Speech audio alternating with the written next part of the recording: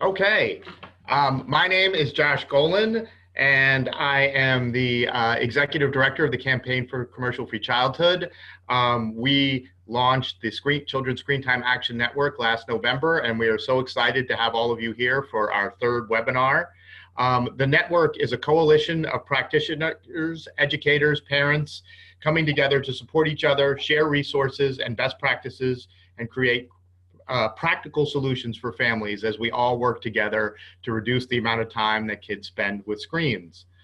Joining the network is free. You'll find a membership link and some great resources on our website, which is screentimenetwork.org. That's screentimenetwork.org.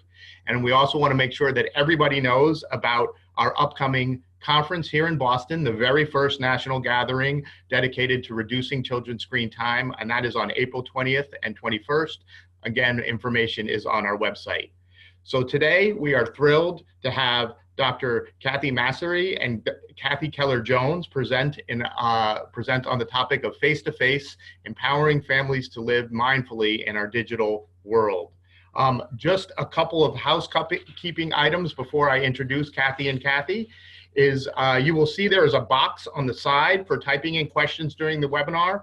We'll be compiling those questions and presenting them to the presenters at about 50 minutes after the hour. Kathy and Kathy have graciously agreed to stay on if there are extra questions and go a little bit past 1 o'clock Pacific time or 4 o'clock Eastern. So again, don't feel like you need to wait until the end to ask your questions. If a question pops up, just type it into the chat box, and we will do our best to get to it.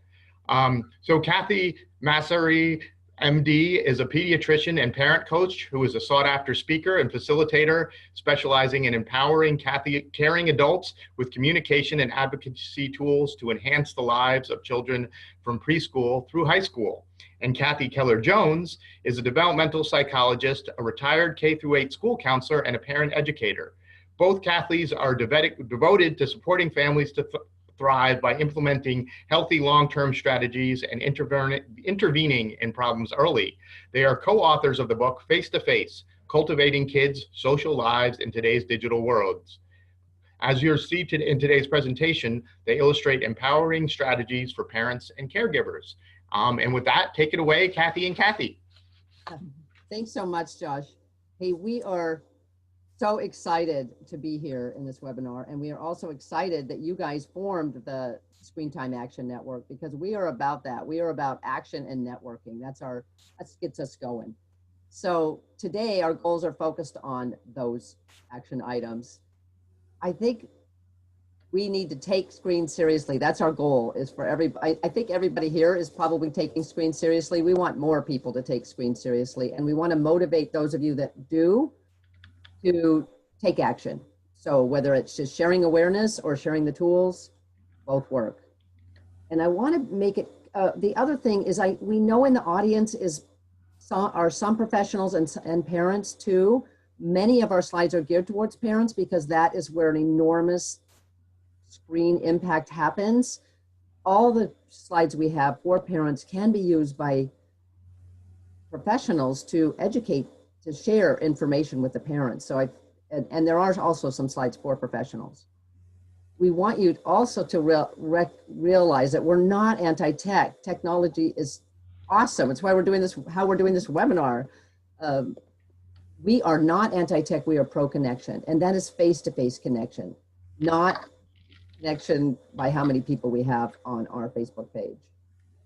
And we know that it is a challenging time to parent, and there is no one way to parent either. I always like to say to parents that we're not perfect parenting.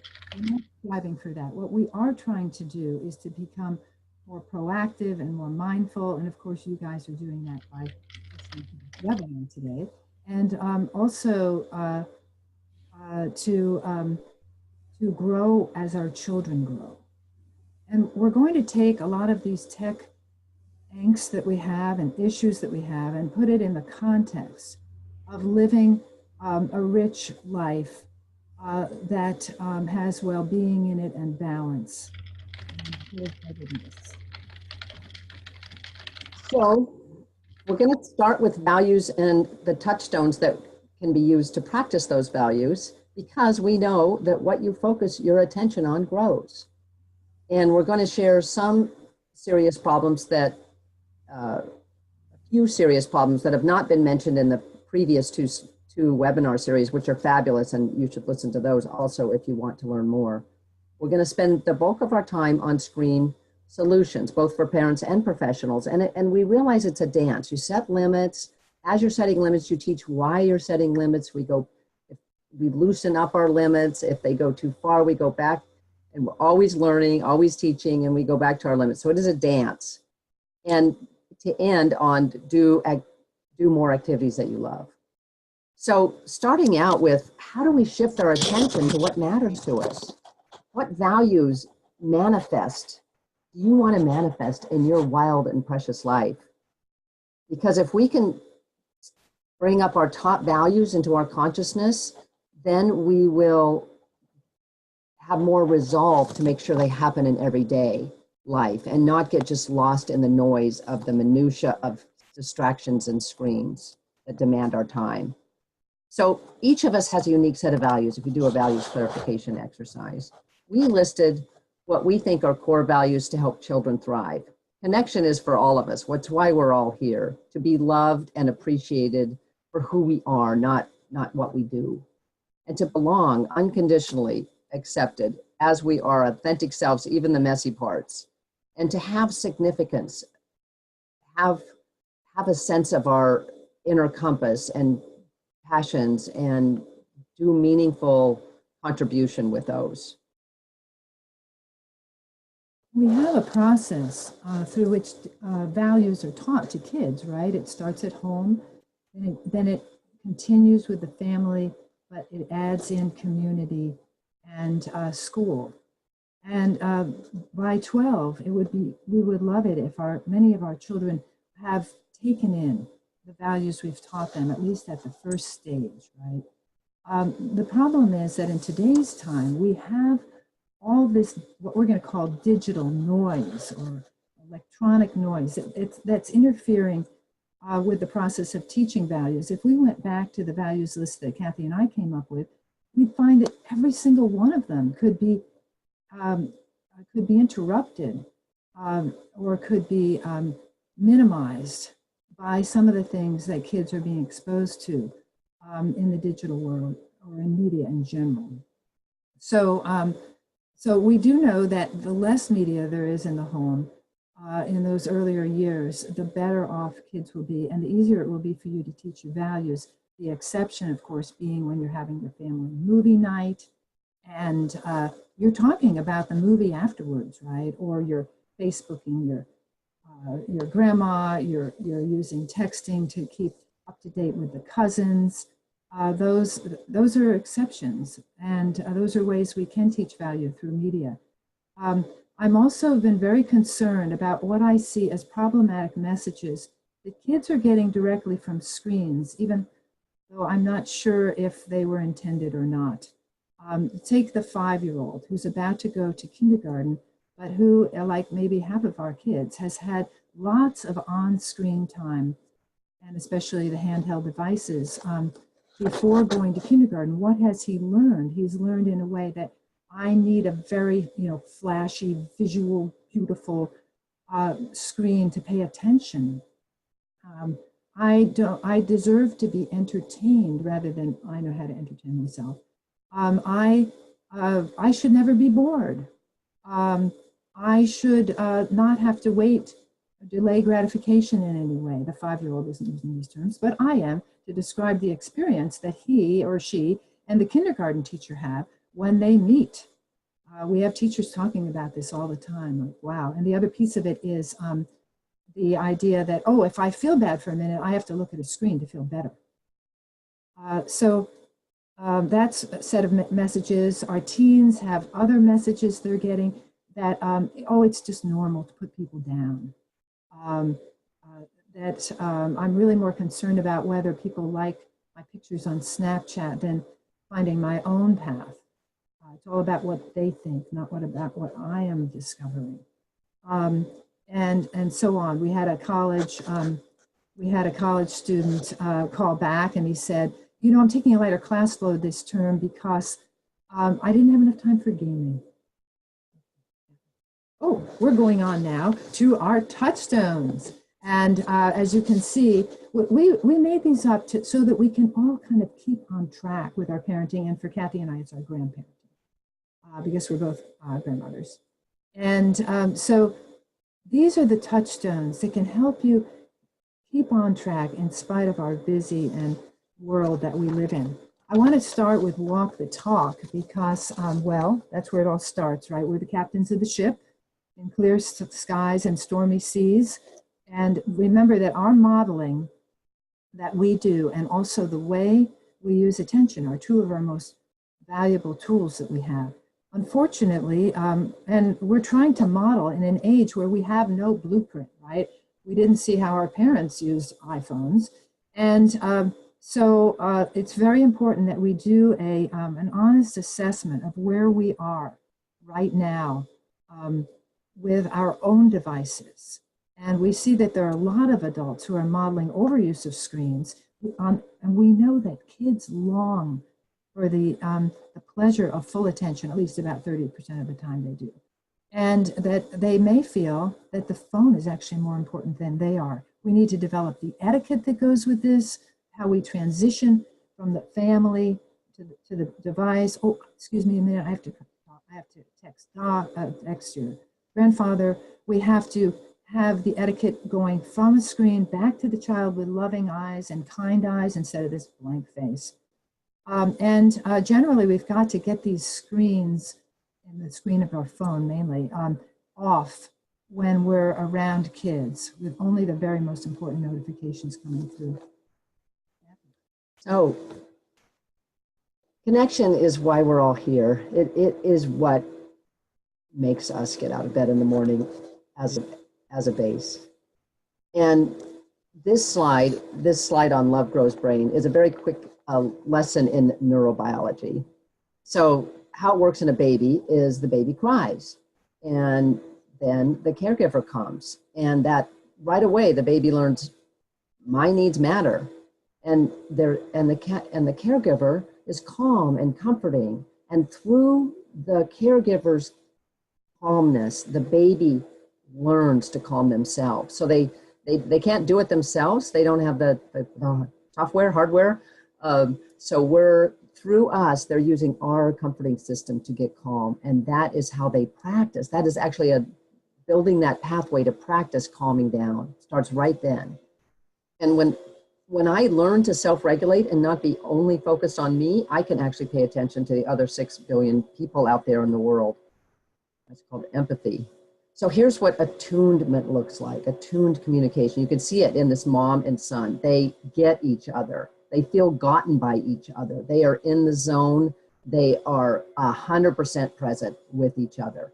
This is called attuned communication. It leads to a calm mind, which leads to integration of our whole brain, which leads to access to our frontal lobe's executive functioning, which allows us to self-regulate those emotions and impulses, and helps us pay attention and help us focus on our goals and make good decisions. And it helps, more than anything, helps our teens stay safe and healthy. So staying connected to your teen is one of the most important gifts you can give as a parent, as a caregiver, as a professional who cares about kids. But it requires time, big time and space without screens. Empathy is the key to connection. It's the ability to jump in someone else's shoes, and it requires us not being in judgment and to recognize feelings in ourselves and in others and feel with people. I find that nonviolent communication or compassionate communication is one of the most powerful tools for this because its focus is on connection and empathy and staying out of judgment. So it gives you a practice to do those things, which lofty at times, and to explore what's going on behind the behavior. And our biggest concern, one of the reasons we wrote the book, Face to Face, is that empathy is endangered. It is markedly decreased in youth over previous generations. And nobody knows exactly why, and although certainly screens are a component. Empathy is about learning by experience. You can't just teach empathy, you have to feel it. So it starts with helping kids be aware of their inner experience, what's going on with their feelings, helping them um, identify feelings in others, maybe reading books about stories. It's about when we get triggered, do we want to use our upstairs brain or our downstairs brain? And then having practices in our life of mindfulness. Safe havens are a simple concept. It's a place where we feel 100% emotionally safe and physically safe. It's unconditional, where acceptance and love. And in order for that to happen, both at home and out in the community, it has to be screen free. We can't get that connection that's needed to feel safe from the number of likes that we got on Facebook. Let's go on to play and create. Sometimes we lose that time unless we embrace the low-tech life and we aren't overscheduled. We can lose that time to have unstructured time, to use our, and you know, we think, oh, play, it's just for those little kids, but it really isn't. It's a lifelong skill that develops our inner world, our imagination, our creativity, and our social skills, if it's social, and also that we can all use for stress and anxiety reduction. And we know we need it in today's world. For teens, it might morph into pursuing their passions. And some of that might be online, like learning to play the piano on GarageBand. We know that music is a powerful way for us to relax and to set the mood in the home. But it also, if we're playing or singing music, it has a positive effect on brain development. So we need to also remember to take the time, make time, because a lot of those golden moments in families are in that, just having that time to be together. Or sometimes it's an individual kid having time to hang out in a little grove of trees. And the other thing is, I want us to start thinking about how the digital world is not going away. So how do we live a wholehearted, balanced life? These are some of the elements, right? You can make these up and figure them out yourself as a family. But we know we need device-free time with friends, with each other, with our family. Reading is very important, and being a conscientious learner. We know we need to get outdoors and enjoy nature. And down at the bottom, sleeping peacefully. We're going to talk more about the importance of sleeping. And hopefully we will all learn how to use our digital devices in a thoughtful way and not primarily for entertainment, which is what kids do, by the way, when they have devices. So let's go to our last. We actually added this touchstone afterwards because we realized what is happening to kids, because they are losing their resilience that developed quite naturally when they were out in the world more and not looking down at devices, but looking up and about. And so resiliency has these three components. The emotional hardiness is about being able to handle all those feelings of disappointment, of distress, of failure, of mistakes that happen to us naturally. And so it takes time, but kids learn the skills to handle those. And over time, that develops a sense of competence and confidence and believing in oneself. This doesn't happen unless you have the support of someone at your back. And that, of course, will hopefully be you. And that person is a person who loves you for who you are. Even when you make mistakes, you can be open with them and they believe in you. So I need to point out that we're doing some things often as parents nowadays, which are compromising resilience. One of them, of course, is too much technology too soon. But others have to do with trying to keep kids happy all the time. Yes, in a general sense, we want them to be happy, but not all the time, right? They have to learn to deal with their feelings of disappointment. Overreacting to boredom. This is when we feed kids technology to try to get them to be quiet instead of to experience their feelings. When we rescue, when we overschedule. There are many ways, let's go to the next slide, that we actually foster resiliency. And one of the real basic ones is having a household that is kind and firm. Even in adolescence, there's a firmness about certain basic things, like maybe obeying the law. And so that is what makes kids feel safe. that their household is organized and they know how things go and what to push up against, I guess I'll put. There are many other ways that we can enhance resiliency. We've got to get kids out of the house more. It's hard to be resilient if you're inside all the time. We need to teach them a growth mindset, which means that they know that their efforts make a difference, and that they can succeed at things if they try hard. That means praising them for effort and not for intelligence, because when they won't want to try if they think it will make them look dumb if they fail.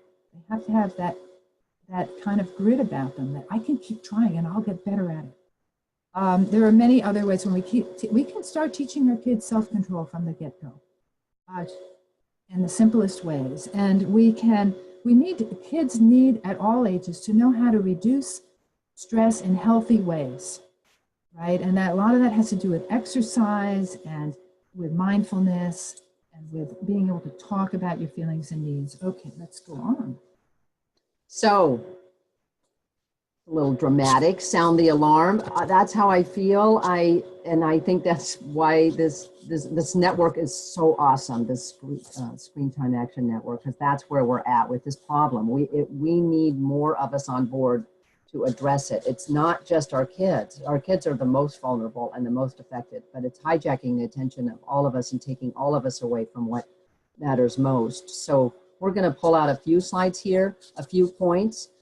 And I, again, want to remind you to watch the past 2 webinars, which are just chock full of great research information that you can use to sound the alarm. So the first thing to look at is screens and overstimulation. Our beautiful new screens of the last decade or so. That would be, as you know, the smartphone, the tablet, the laptop.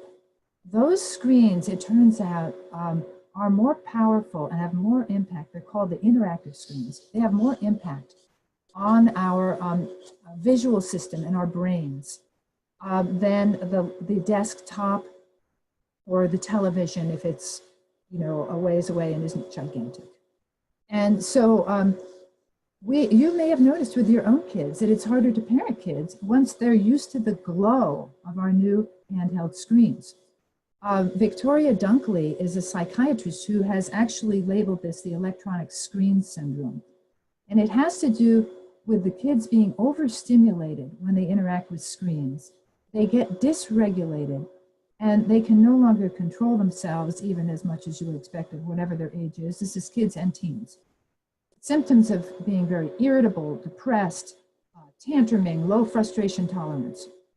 So of course, Dr. Dunkley is getting the kids who are, the families that are having the most difficulty. But what she's found is the first thing she needs to do is teach the parents, and she has a book about this, as you can see below, that teach the parents or get the parents to do a tech fast.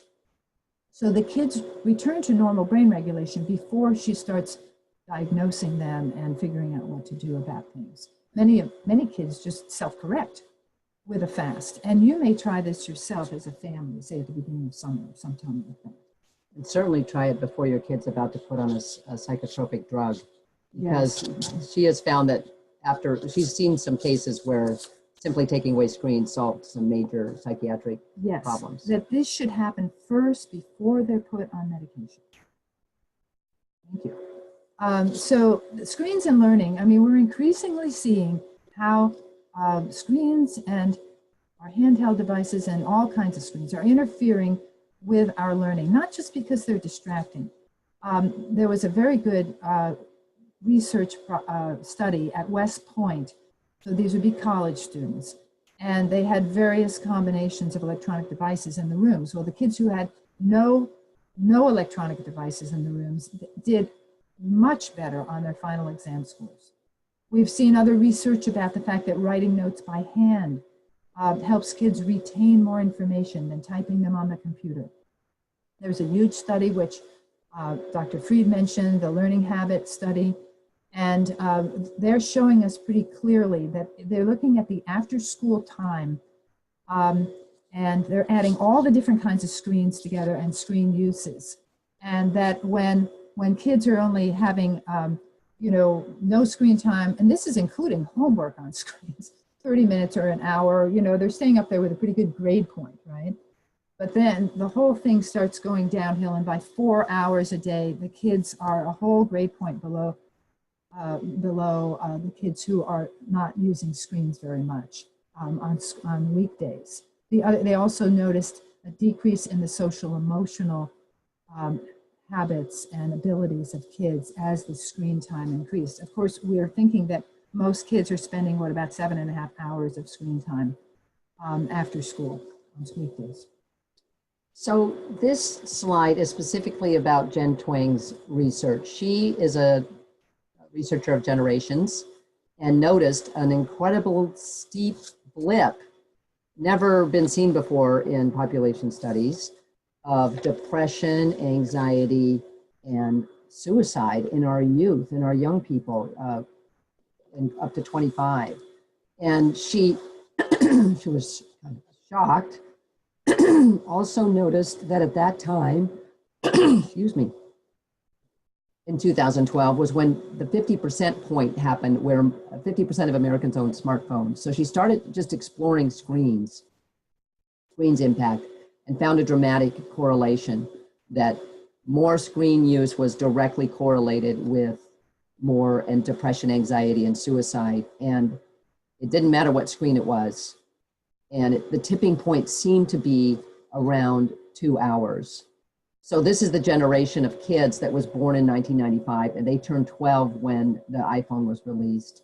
And they have never known a life of teenagers without iPhone and social networking. Games. And games, yeah. And what she also discovered was anything non-screen, anything, even if it was chores and homework, led them to be more happy. So it's worth a look at this book. So another concern for every one of us is addiction. And Nicholas Carderas is an addiction expert who looked at the effect of screens on kids and found that even in a young person, even excessive screen stimulation in a young person's brain looks like cocaine addiction. He calls it digital heroin because it's so hard to quit. And of course, if you look at, and once you start, so better not to start. If you look at what Facebook, Twitter, Instagram, and Google are after, they want to make money. Their way they do that is by getting our attention. They know our brains want new and exciting, and they have incredibly powerful techniques to keep us glued and ever increasing, which is why Tristan Harris has left his job at Google or Facebook and formed the Center for Humane Technology, along with some other ex-employees. And if you look at our kids, 75% of them own them. A quarter of them say they're constantly on them, and 50% kind of say they're feeling addicted to their phones. They're even admitting that. And screens have crept up on us slowly, right? What's the problem? Kids are having fun. Here's a smartphone. By the way, don't get addicted. By the way, be safe. I mean, it's kind of like we're at the stage of cigarettes. What if there was a warning label on computers? Of course, the kids will just ignore this, or it'll make them want to do it. It's for the parents, the adults, but don't get addicted. Be safe from all these things. Don't let it interfere with your brain development or all the other things that go on in life. So what if that warning label was on every screen? So I would say the research is in. We know enough now that there is concern that screens are hijacking our attention, which is basically our life, because it's our time and that is our life. And our children are more at risk. So moving on to screen solutions, it's a balance. We're going to talk about setting limits and learning, and then do the things you love together. So we can see from what we just went over that screens are causing a huge imbalance for kids. And I think you're aware of what these are, but we see this desensitization to violence. I don't think we've talked about that yet. And all that exposure to commercialism. And learning is more difficult. And not learning how to calm yourself. So kids just overall, and of course, the critical face-to-face time and time in nature. So let's go on and look at some more specific limits. You get to pick and choose what works for you. right?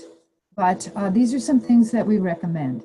And that is that parents, if possible, retain ownership of screens. When you get the iPad for grandma, for your oldest child, you thank them and you say, it'll become our family iPad, or at any rate, that's what you do. This is going to be very useful to you to have a family iPad, family laptops, things that you can dole out for the half an hour when your child is 12 and they say, I just have to communicate with my friends, or we've agreed upon a certain game. And then you take them back because they're yours. This is a way more effective system. The other part of it is the attitude that screens are a privilege, not a right. And somehow it's interesting that kids do feel, after they've had it for a while, that they're entitled to it, even though we would like you to set it up so it's very much based on they're completing the family rules, on certain contracts that you've created. There are many good examples out in the internet.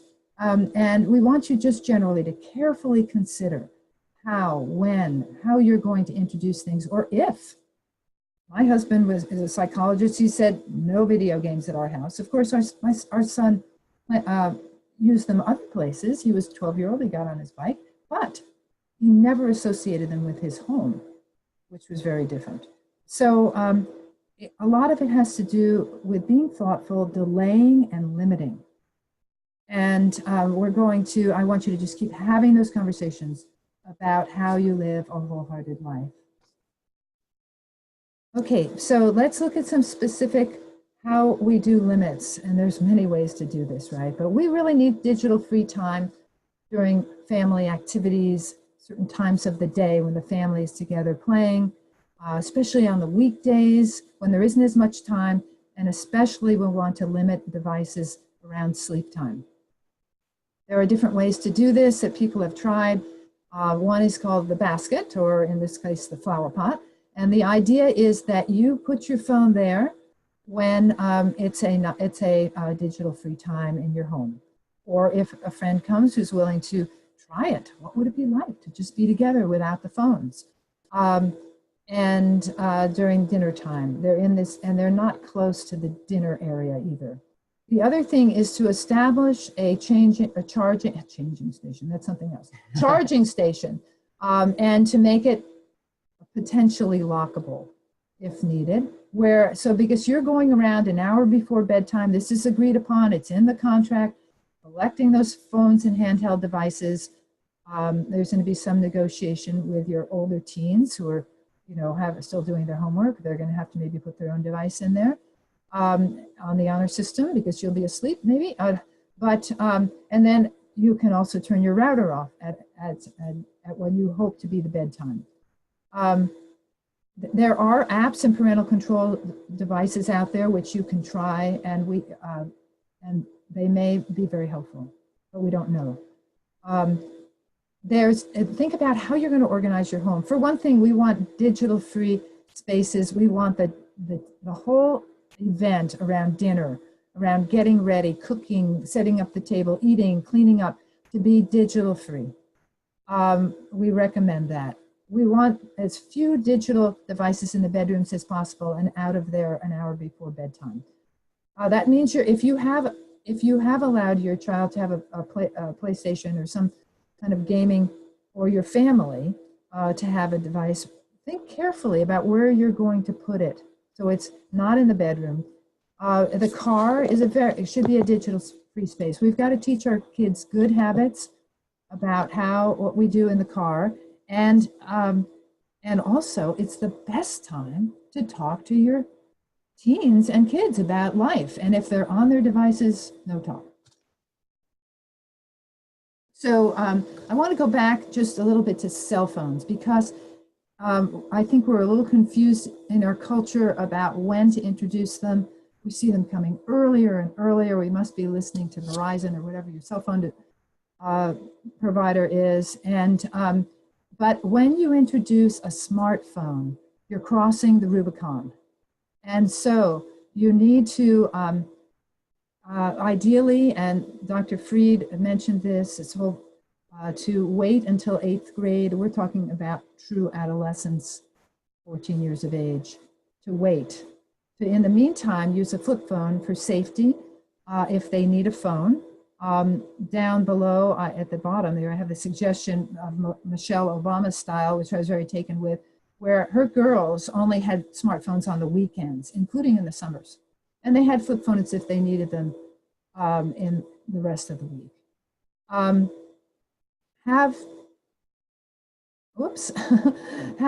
Remember to set up clear expectations.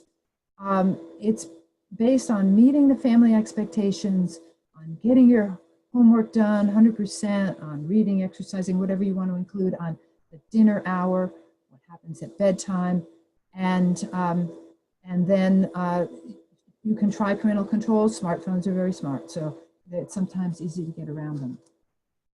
Okay, so you may have listened to this much and think, oh my gosh, I want to change things. And that's what happened in the last group that I conducted. You're going to have to get organized and figure out with your partner, you know, what it is, what you're changing to, and be able to explain why, and then establish new contracts and redo things. It's okay to redo things, because when we learn, you know, we may change. And you may try it, a family tech fast, and then for whatever length of time you think you can get away with it, and then have a family meeting planning how you're going to bring devices back so that everybody has a wholehearted and balanced life. It really can help you if you collaborate with your kids' friends, because if you have one of those older teen boys who's playing the shooting games, which a lot of them are, how about getting together, hopefully he's playing with his friends, with that group of parents, and saying, how about we tell the boys that they can have, if everything goes well during the week, they can have Friday afternoon from 3 to 6 to do these shooting games, and then they can wait again till the following Friday. You can do the same, talking about sleepovers, about when you're going to introduce phones. So the American Academy of Pediatrics is a wonderful resource to know about. They were challenged to come up with guidelines that were 100% based in research. And here's the guidelines they came out with in 2016. And it's divided up under 5, over 5. And under 5, it's quite strong about limits, still teaching about why we're doing the limits, but really, really being discerning about our time, like not much time at all under 24 months, and it could even be none under 5 years, except for talking to grandma, of course. But, you know, up to 1 year, 1 hour a day is okay, from 2 to 5. It's important to avoid fast pace. Kids need to slow down to the pace of life. And it's also important to not use screens as the only way to calm our kid, because they're not practicing self-regulation, and that's showing up big time in the kindergarten kids that are growing up in schools, attending the first day of kindergarten. Promoting sleep, true for all ages, no devices in the bedroom, no exception, no age exception, and no screens an hour before bed. Now you get to school age, you really might want to look at the media use plan that the Academy's organized to really help you with your situation. The most important thing is to be consistent. That's the key word. Be consistent on the hours per day and the type of media you allow them. And to promote positive things like exercise and sleep and doing activities together and meals together. Another idea is to identify a group of trusting adults that your kids can turn to will talk to if needed and they're not wanting to talk to you. So when we get to limits at schools, this is specifically geared to schools because smartphones can so interfere with the learning process. And so I have seen schools that have gone all the way from, they only have 20 kids in the class, so their rule is don't use your cell phone in class. And so they can catch kids using their cell phone in class and they take it away for the day. I've seen the other extreme where schools have a let's check in your phone at the beginning of the day and you'll get it back at the end. And the smartphone lock pouch is a way that you can put it on the phone and put it around the phone so it can't transmit any information. And the kids get away from this by having a second phone. So you just have to be aware of that. They're very smart. But I'd like to see it even out of the lunchroom so they can practice that face-to-face social interaction. And of course, this has to be along with education, because we can't impose limits without why, and to let the parents know and the students a couple years ahead of when we're going to do the desired policy or behavior, so that they're ready for it when it comes. So moving on to learning, of course, the best screening device is between their ears. We can't control another person. So we want the good stuff to be inside our kids. And one of the ways to do that, one of the ways we have to do that is to talk to them, right? Talk to our kids. Would you be willing to monitor how often you use the phone, just in gaming, just to see, and watch for obsessive, they don't like the word addiction, so we're saying obsessive use of social media, gaming, and porn. It's our first mention of porn. And would you be willing to take breaks from your phone, maybe for an hour, a meal, a weekend, maybe even a fast? Would you be willing to use an app to limit your social media time? And what about let's practicing things that make you feel better, like non-screen time things, getting out with your friends in real life instead of talking to them from your bedroom on your phone, and explore mindfulness for stress reduction, and explore your values. Parents, we also need to keep up to date and to learn. One of the great ways you could do that is to form a book club that centers around some of these books that we've been mentioning that are just so powerful. So you know more about what's going on for the life that your kids are walking into. It's very important as parents that we model this idea of having several friends and our partner who we can trust and talk to about anything, because it's the 3 people that you can trust to talk to versus the 300 on Facebook. And because we're modeling for our kids, right? They need the 3 people they can talk to about anything and trust versus their 300 friends on Snapchat. And because parenting is stressful, and we have to have people we can talk to about the real things that are happening and that we're concerned about. It would be great to develop a network of families who are growing with your family. And then that means you're not making every decision by yourself, and there are other adults who your kids can trust and will talk to.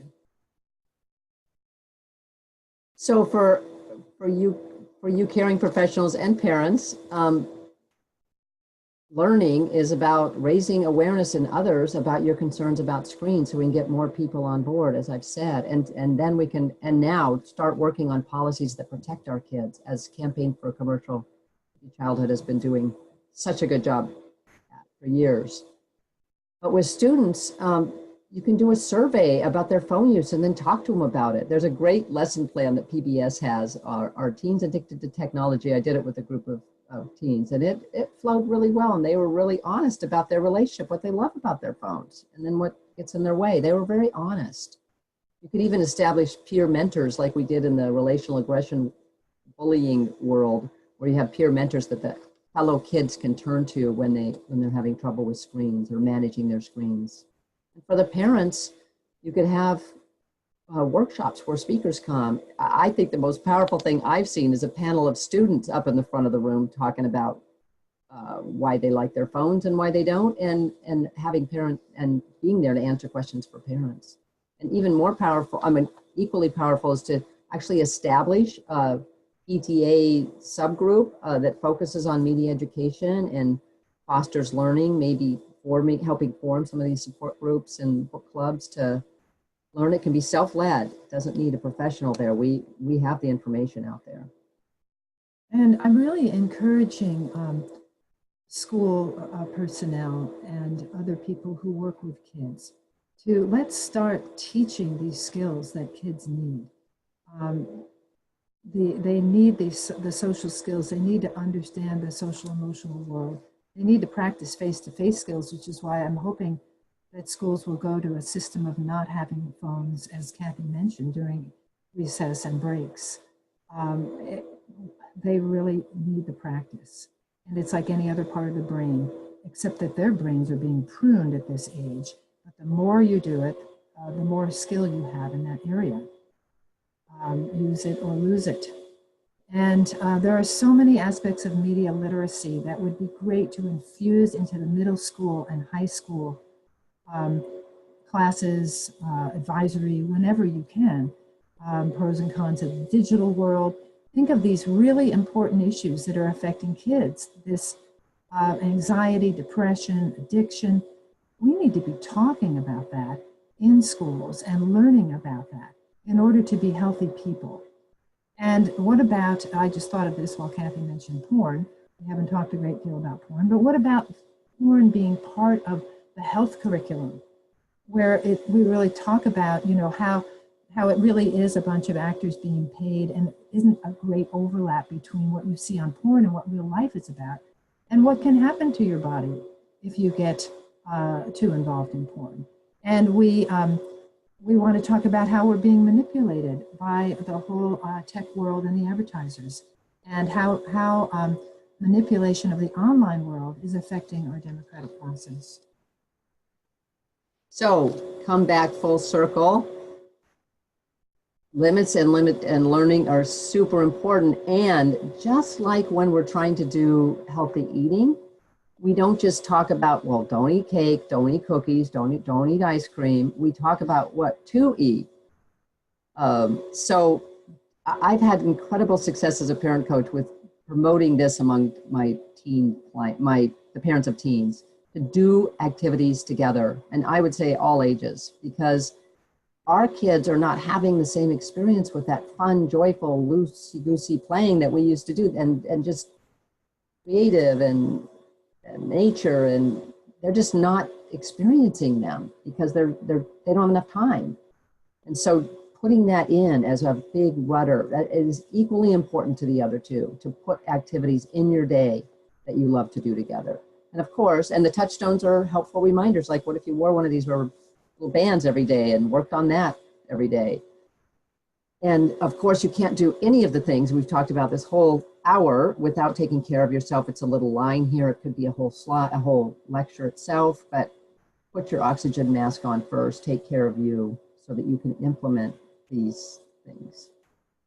And it all boils down to connection, face to face. That's what matters most. Parenting, even we've all previous generations have faced challenges raising kids. Parenting has not changed. It's still about setting limits, teaching kindness, being a good role model, and being involved. And we learn from each other. It is a dance of response and nurturing, and how's that working for you? That makes it so rich and wonderful.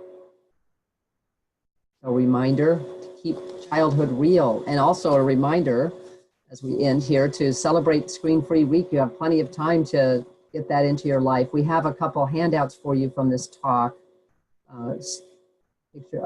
Handout of our slides, and then a handout of some other links if you're interested. So thank you.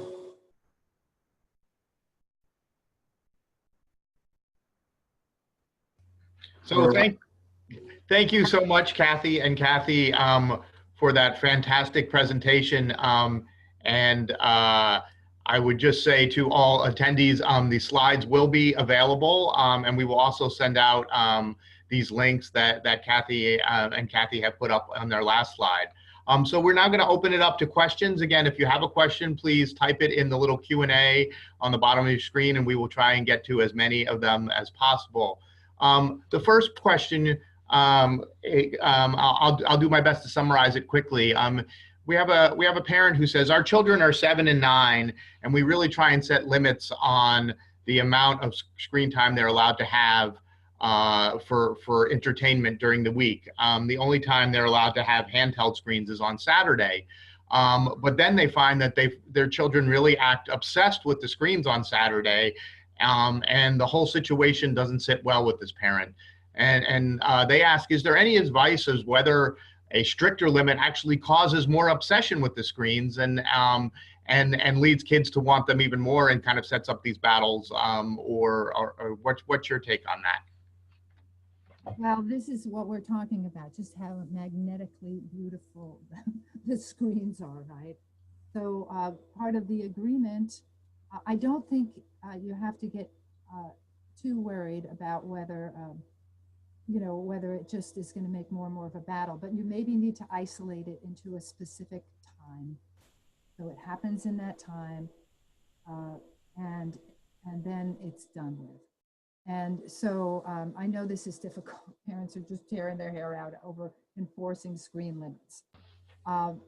We do celebrate the fact that you're trying and that it is important and that you may, but part of the agreement with the child may be that after they've had their time, whenever it's scheduled, that they have to come back in a fairly reasonable mood to the family if they want it to happen again next week. Because that's what they have to learn. That's what we all have to learn, how to come off the beautiful screen and go back into real life. It's not easy.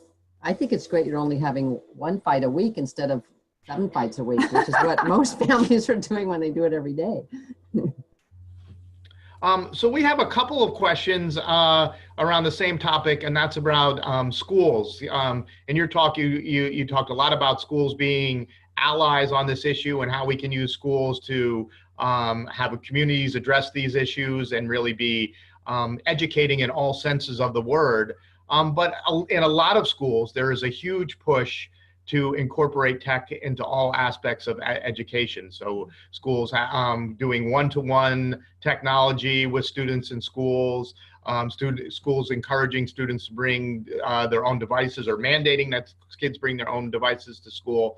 And so do you have advice for parents who see the school maybe having different values around technology than they have at home, and what they can do to try and change that? So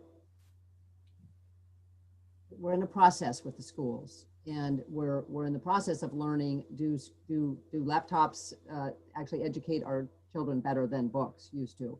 And so it's the word's not out about how that's working.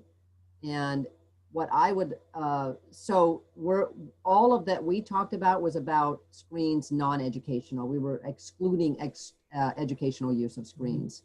What I was very dismayed to see is that one school allows kids to upload their homework until midnight. Like, that does not foster good sleep habits. So have the deadline for how long, when you can do your homework. You can send in your homework on the network by 10.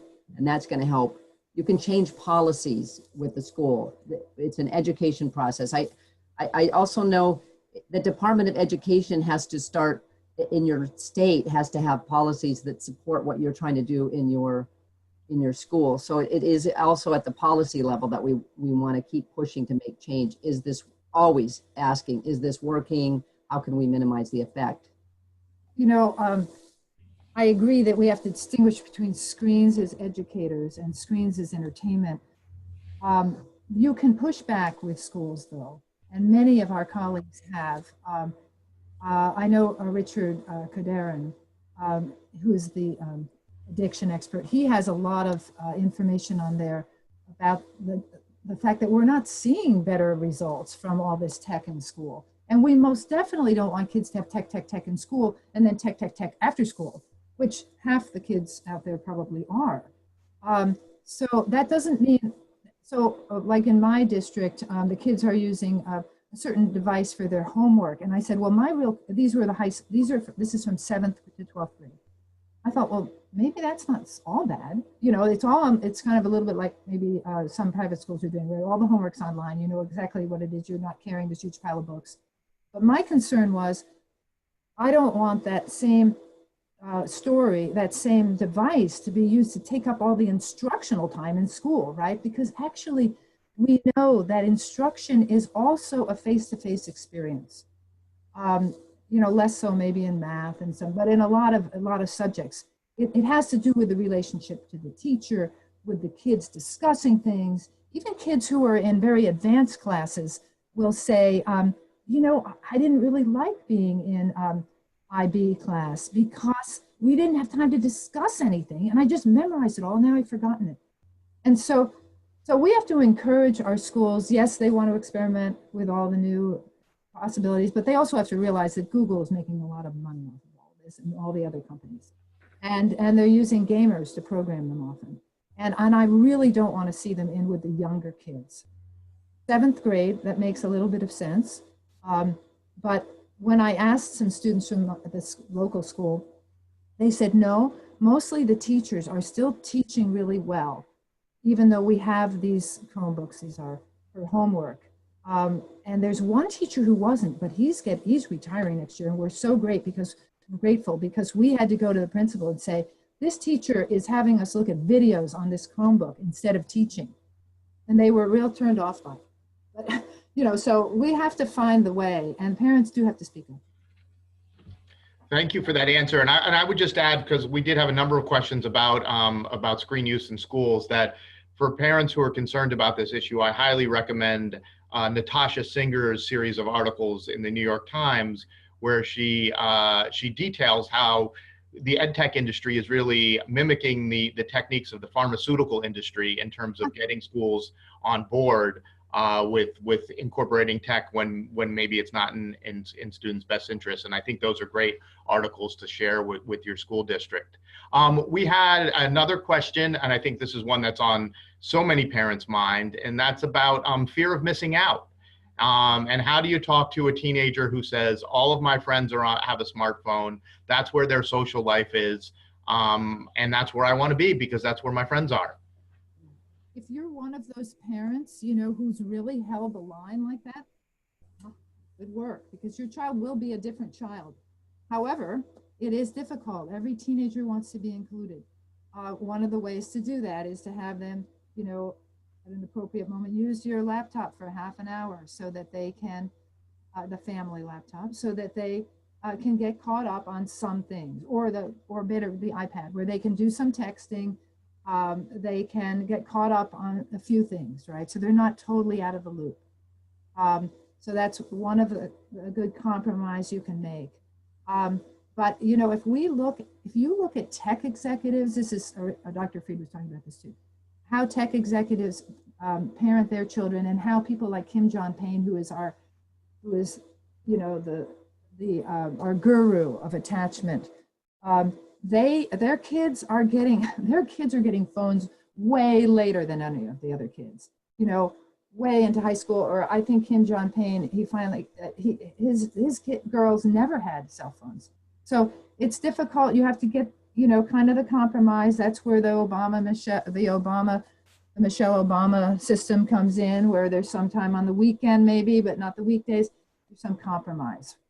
But it's going to be very difficult. You're going to have to buck the system if you're going to do the best for your kids, from my point of view personally. Well, and just another way to go is to find other friends. There are other people that are not doing this. In the iGen generation studies, this group of kids is not getting together in real life. They're not going to the mall even like we used to. They're staying in their rooms and interacting with sending Snapchats to each other. And so changing that dynamic is a way that your kid can be part of what's going on by you're actually having physical things out there. I was thinking of something like, maybe my kid could just I could check their phone for them every hour for 5 minutes to see if something's going to happen that they could go to, and really start encouraging that kind of behavior. It's tough. It's tough. The fear of missing out is tough. And having maybe a one friend who doesn't have a phone. Make your house be the really great place to come to, and then everybody's at least there, and then they are included. So we had another question, which was really about parent-to-parent communication. And as I think we all know, this can be a really difficult subject to raise with parents. Very easy for them to get defensive, very easy for them to feel judged. And so, you know, you talked a lot about creating kind of this community of parents, and you have suggestions for how to approach the subject with maybe more tech-heavy families in a way that doesn't immediately get their defenses up and their hackles up, but really lets them listen, helps them listen. It's difficult. I really empathize with you. I remember with what I did with my daughter. She had like a little cohort of maybe 5 really good friends. This is from end of middle school through into high school. And we moms would get together. Well, we were really different kinds of families. different relationship to money and technology, although that was not, my daughter's 35. So, you know, that wasn't the issue in the same way.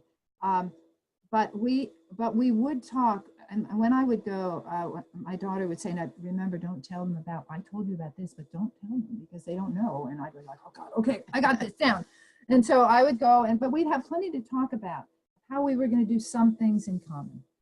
And so, you know, you have to make some things that you do before you get into tech. What do you have in common that you could agree upon? You know, the curfew, or what you're going to decide about this or that, or how you're going to help the girls at the winter dance or whatever, how you're going to have them overnight afterwards. And then you may, after there's some kind of connection, then work into these more difficult issues, more from the point of view that what I'm thinking of doing, or what I'm doing, is using this app, which helps me limit my social networking to only, I'm making this up, but you know, there is an app that does this, to only 2 hours at a time, or let's say this woman I ran into was doing 5 hours a week total. And then it shuts your phone, your social network off. And, you know, you could start to introduce some of the things that you're thinking about in terms of technology, but more in what you're thinking of doing in your family than that they have to do it. Well, and that, yeah, this is because ideally you have a group. What if you don't have a group and now there's a situation that you want to talk to the other parent about? I think it's very helpful to get clear, get empathetic about where the other person might be coming from, the other parent might be coming from, why are they doing it the way they're doing it, and start with, hey, I noticed this is going on, and you could start with, I was really worried because it did this to my kid. My daughter came home totally frightened of after watching a horror movie at somebody's house, and so we had to have a talk about that. But it's not judging the other person. It's just like, this is having this impact on my kid, and I'm wondering how that's working for you over there. So you're kind of putting yourself in their shoes. That whole empathy thing we were talking about, the nonviolent communication can be real helpful for that dicey conversation about why you're stirred up. Get yourself calm. Make sure you're calm before you talk about it, and grounded in what you're really hoping for, and establishing that connection with the parent, and then sharing the issue. That's a And I will just say short that answer. maybe only 2 of the 5 boys who are playing the shooter game together are going to have the limit only on Friday afternoon, and the others are playing other times. You know, you can't control. We are just about out of time, so we're going to just take one more question at this point. I want to remind everyone that the entire presentation and the Q&A will be available, and we will be sending out a link to that.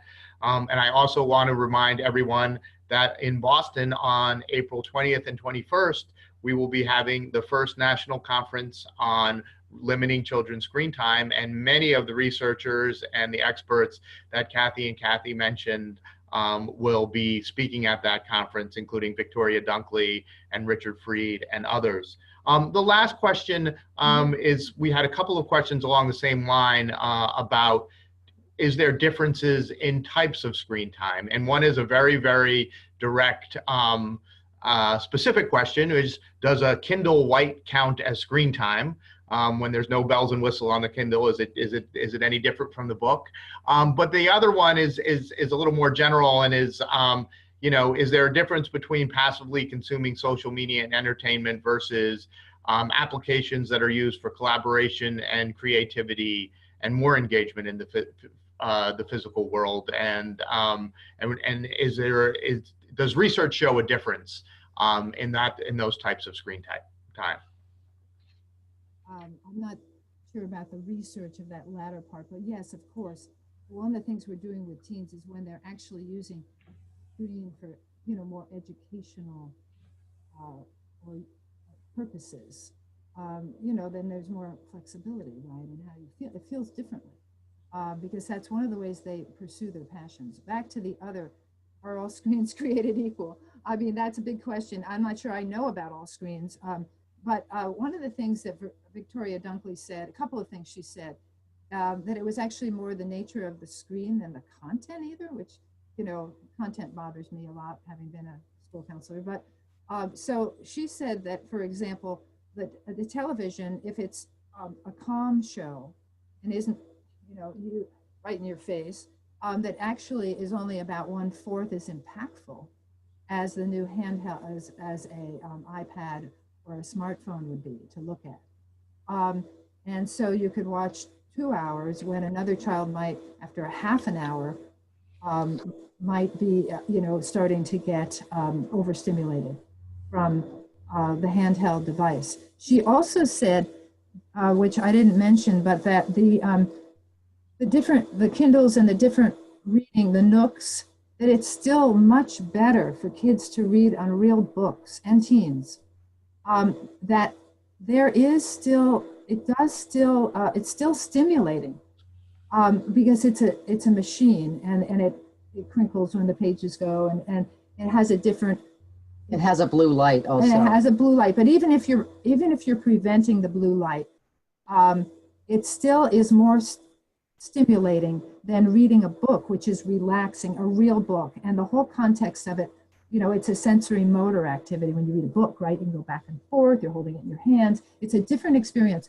So we want to, as much as possible, we have to realize that all these screens, and then we haven't even talked about, electromagnetic effects, which we don't know that much about. Well, and then just to think about the addiction, right? Like the gamers, before a game can get out in the market, it has to increase your blood pressure to 180 before it even gets out the door, which means we're revving up our body. So that's a different kind of interface with the screen doing a game, especially those shooter games, than passively watching something or even interacting in a social networking thing. Number of likes, Snapchats, the Snapchat stream contest, right? How many days can you Snapchat in a row?